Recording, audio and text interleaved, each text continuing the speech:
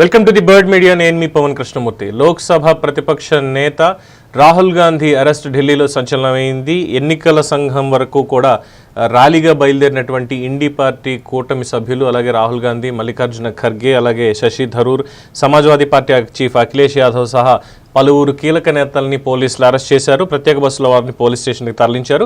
ఈ అరెస్టుల నేపథ్యంలో ఢిల్లీలో ప్రస్తుతం హైటెన్షన్ వాతావరణం నెలకొంది. ఎన్నికల్లో ఓట్లు దొంగతనం చేసి గెలిచారు తప్పితే ఇంకోటి కాదు. భారతీయ జనతా పార్టీ ఎన్నికల కమిషన్ని పపెట్లాగా వాడుకుంటోంది. వాళ్ళు ఈ విధంగా చేస్తున్నారు అంటూ మనం వచ్చిన ప్రజెంటేషన్ ఇచ్చి దీని మీదనే గత వారం 10 రోజులుగా పోరాడుతున్నటువంటి రాహుల్ గాంధీ ఎన్నికల కమిషన్ కార్యాలయం వరకు కూడా ఢిల్లీలో పార్లమెంట్ భవనం నుంచి ర్యాలీగా బయలుదేరారు. ఈ బయలుదేరిన నేపథ్యంలో ఈ ర్యాలీకి ఎటువంటి అనుమతులు లేవు. అయినా సరే రాహుల్ గాంధీ ర్యాలీగా మొత్తం సిచ్యువేషన్ అంతా కూడా ఆయన కంట్రోల్లోకి తీసుకోవడానికి, లేదంటే అక్కడ ఉన్నటువంటి శాంతి భద్రతల సమస్యలు, పబ్లిక్ని డిస్టర్బ్ చేయడానికే ఈ రకమైనటువంటి కార్యాచరణకు పూనుకున్నారు అంటూ ఆయన్ని అరెస్ట్ చేయడం జరిగింది.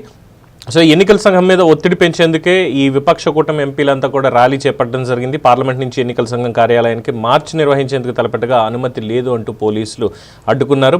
మొత్తం సంసద్ మార్క్ని బ్లాక్ చేశారు. భేటీకి 30 మందికి మాత్రమే మీకు అనుమతి ఇస్తాము అని చెప్పి ముందుగానే చెప్పారు. అయితే 30 మంది కాదు, మొత్తం పార్లమెంట్ సభ్యుల్లో మా వాళ్ళు ఎంతమంది ఉన్నారో అందరూ కలిసి ఇండి పార్టీ కూటమి సభ్యులు, అలాగే ఎన్నికలలో ఈ అవకతవకల్ని సమర్థించేటువంటి వాళ్ళందరినీ కూడా తీసుకుని మేము వెళ్తాం, అలాగే మా పార్టీల కార్యకర్తలు కూడా మాతో జాయిన్ అవుతారు అంటూ చెప్పి వాళ్ళు పట్టుబట్టారు. పట్టుబట్టిన నేపథ్యంలో ఎటువంటి అసాంఘిక సంఘటనలు జరగకుండా, ఎటువంటి అవాంఛనీయ సంఘటనలు జరగకుండా ముందస్తు జాగ్రత్తగా పోలీసులు అందరినీ కూడా అరెస్ట్ చేసి సంసద్ మార్గ్ మొత్తాన్ని బ్లాక్ చేయడం జరిగింది.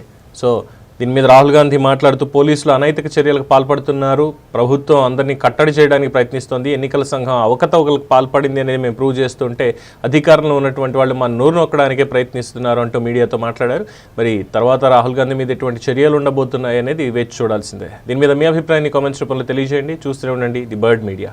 ఈ వీడియో కనుక మీకు నచ్చినట్టయితే లైక్ చేయండి, షేర్ చేయండి, సబ్స్క్రైబ్ చేయండి, అలాగే పక్కనే ఉన్న బెల్ ఐకాన్ని క్లిక్ చేయండి.